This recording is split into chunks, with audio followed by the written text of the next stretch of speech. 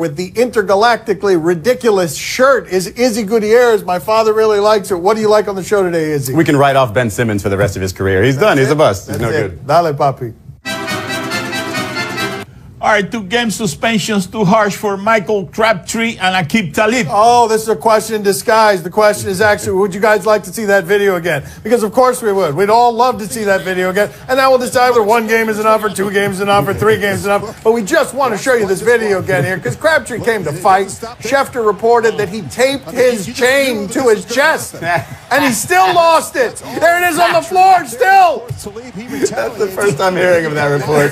That is the funniest Adam Schefter report of all time. That is correct. And Crabtree, so he knew he was going to fight from the very start of this. And this looks bad. In a violent league, what Roger Goodell is sitting there saying to himself, look, I got concussion. I had the Adrian Peterson problem beating up his son. I've got the Ray Rice problem. I had that in my past beating up his fiance. I don't need more violence. I've got enough violence. I'm going to make these 2 guys symbols. Yeah, I don't know how you can really argue it when you look at the way this league is trending. Yes, violence off the field we take a lot more seriously because we have to. But yeah, we've been doing the same on the field. If you look at the penalties this year for on-the-field incidents, it's been on pace for more than since 2001. So you look at that, it was clearly planned. Michael Crabtree showed up to fight, and the Raiders have checked out. Like, that's the type of stuff you need to avoid, and a 2-game suspension's probably just about right. You know how Talib can pay his fine? Yeah, I got an That's idea. right. Yeah, what? On that chain. That's right. You sell the chain. That's Yeah, all. we ruined the joke. We totally ruined my dad's joke, man, because we knew where he was going with that. Should last night end the comparison of Ben Simmons and LeBron? Is that something we were doing? That's something that people were doing? Because LeBron James is the best basketball player I've ever seen. Anytime and any time in history. And Ben Simmons is a guy who at LSU did some nice things and didn't get to the tournament and has a lot of questions about his feet and his game. LeBron James had one of those games last night where he told Ben Simmons, he told Joel Embiid, hey, not yet. Now's not your time. You're going to have to wait. I know people are excited about you. Not yet. Not now. Yeah, let's go ahead and write him off. He had a bad game against arguably the best player to ever play the game. It's not as if when we go back and look at Kobe Bryant maybe struggling against Michael Jordan, we would have said, yeah, that guy's going to be nothing. Write him off. He's nothing. And it's laughable. It really is. But when you look at Ben Simmons, you have to compare to LeBron. Who else in the league can start at point guard, rather, and when he gets his backup minutes, shift to the power forward. That's LeBron stuff right there. And that's what Ben Simmons is doing as a rookie. Okay, and here's why he's not LeBron except for 100 pounds, about 100 pounds. He was also limping in the locker room during the game. When's the last time you saw LeBron do that? Because that doesn't happen to LeBron ever. He's the human version of LeBron? Is that better? He's a very thin version of LeBron. I know something he doesn't do like LeBron. Travel. Oh, look at this. Bobby's going to find that negative LeBron video somewhere. One, Yeah. Come on.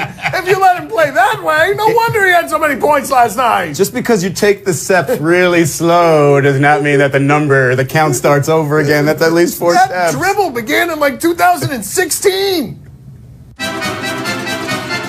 Should the Clippers blow it up with Blake Griffin? He's out for an extended period of time. Oh, for the love of God. It feels like I've been asked whether the Clippers should blow it up for about 6 straight years now. They had an enormous racist controversy. Their owner was out. I was getting asked that question before then.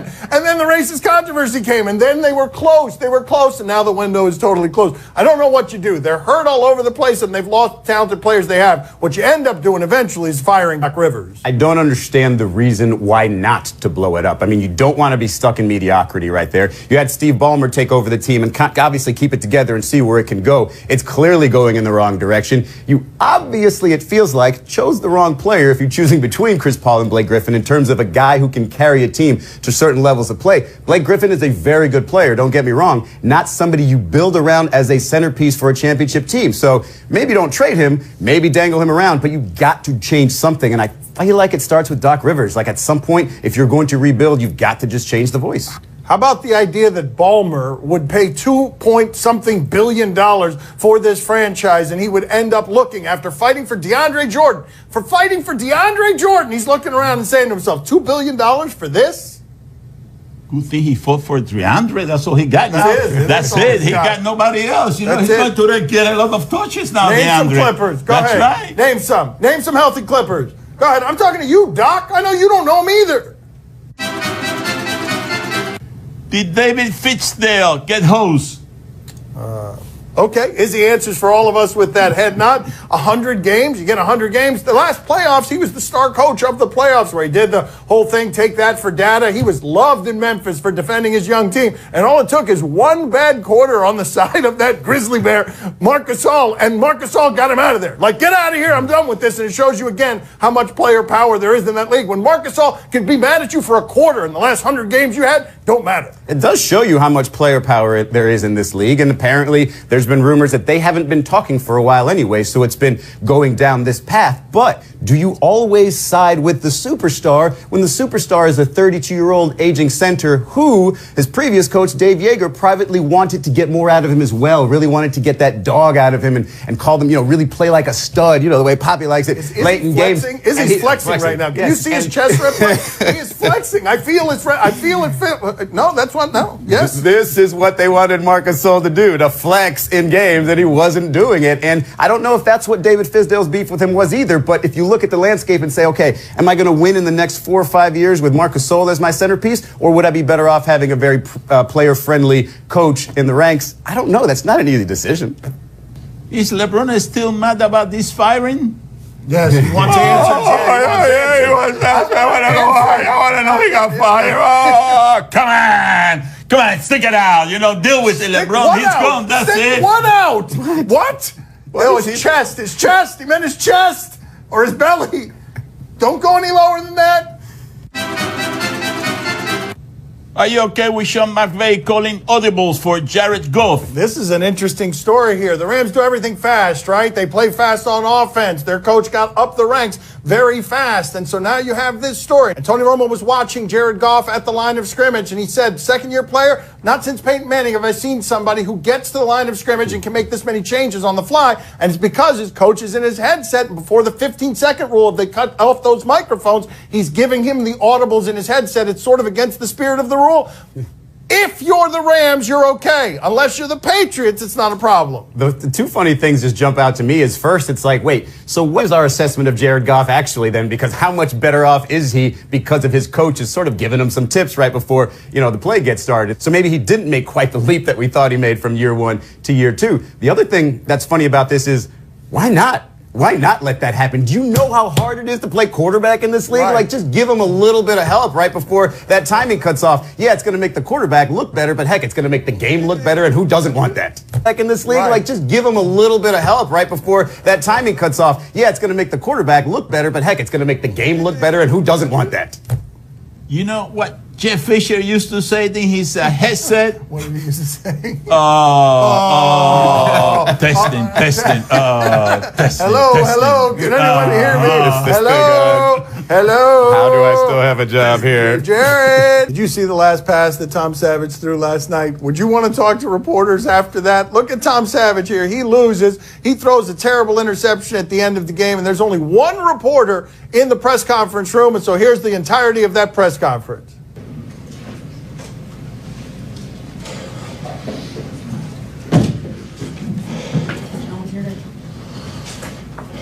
Good. There it is. And that is the most I've seen of Texans-Ravens football last night. I wouldn't have known who that was if I was the reporter in that room. He clearly doesn't know what he's doing because you're supposed to take your time, get dressed, make sure all the media gets there. Or maybe he's a savage genius and he says, you know what? Nobody's going to be in there. Let me get in there. I don't There's my want to answer responsibility. questions. Let me get out. I don't want to answer questions. I would have had a question. Oh, yes, Mr. Levitar, journalist. Poppy Levitar, what's your question for the great and wonderful cement-footed Tom Savage? Are you colorblind? Okay, yeah. Because you keep throwing to the other team a lot, you know. Okay, all right, there you go. Okay, a follow-up. Really, he elaborated on his question. Do you question if St. John's is a word lock? Oh, why is this question so low in the show? The last time we got a Warlock question, it was delightful. USC, look at the last time we got a Warlock question. Watch number 80 closely. Number 80, watch him. Where did number 80 go? Clearly, he's a Warlock. That's against NCAA rules, but there's another one in the pros. I'm going to ruin that one for you, though. What? How? He's right behind number 50. You see his arm right. What? No, I don't see anybody. Shut up. I don't know what you're talking about. But from my theory of Warlockian nature, let's check in with the wide receiver for the Buffalo Bills. Perhaps he is Warlock. Look, watch this, though. See, your body works correctly. Mine doesn't. You tell me if you can do this. It's this afterward. How he gets up. That right there. Yes, that's right. He got up with his right knee and his shin, or like how? I saw that on Twitter, and I thought it was just everything in reverse. I thought he fell down that way, and they just played it backward. That's real. No, yes. Not only is it real, why doesn't this person? How good is that league when a Warlock can't get some catches in that league? That was an incompletion. Like that guy should come down with that ball in the end zone if he could do that with his feet. Do you question if this dunk is impressive? There was one analyst and only one analyst on this entire network that told you that the Sacramento Kings were going to win against the Golden State Warriors at Golden State last night, and they did. Let's check in with the oldest player in the league, Vince Carter. What has he got in his game? Woo! Yeah. This man can carry the flag for 40-year-olds for as far as I'm concerned. I'm 40. I want to be able to do this at any point in my life. Oh, yeah. I mean, it is impressive, but he looked every one of those 40 years running down the court on that one. And that is ginger. I don't know if that was worthy of the motorcycle handle. No, not really. No, it wasn't really worthy of a motorcycle gesture. Bobby, would you like to see how Vince Carter used to dunk about 15 years ago? Sure. Yes. Let's see. Very enthusiastic. Oh, look at that. Oh, goodness. Wow. That's right. The windmill. That is the windmill. Thank you, Bobby. That's about Wow. Yes, another wow. Making terrible passes look good, jumping over Hall of Famers. Yeah. Yep. Tim Duncan. Oh, my God. Oh, yeah. See. Yeah, don't ever show that 40-year-old dunk again, as a matter of fact. Let's just replace that with all of these. Wow, what has happened here is I have just had undulating waves of sadness and mortality wash over me. Wow. Yes. Maybe the only thing better than this is old White Chocolate Jason Williams crossover videos. Doesn't look like that. It is over. He's right. Yes, it is. It's over. Do you question what this guy did? Oh, this is the kind of question that I live for. Tennessee football, high school football, not Titans football, the real stuff, high school. This is the winning quarterback for the team, and he is just friends, according to social media, with the losing cheerleader from the other team. And so he said goodbye to her, and now he is getting, he's getting a face full of this. Yes, he is.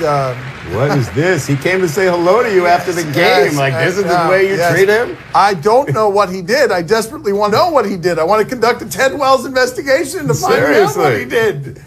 Ring, ring, ring. Hello? Oh, Ted, how are you? You looking at this show? Hold on. Ted Wells, Ted Wells.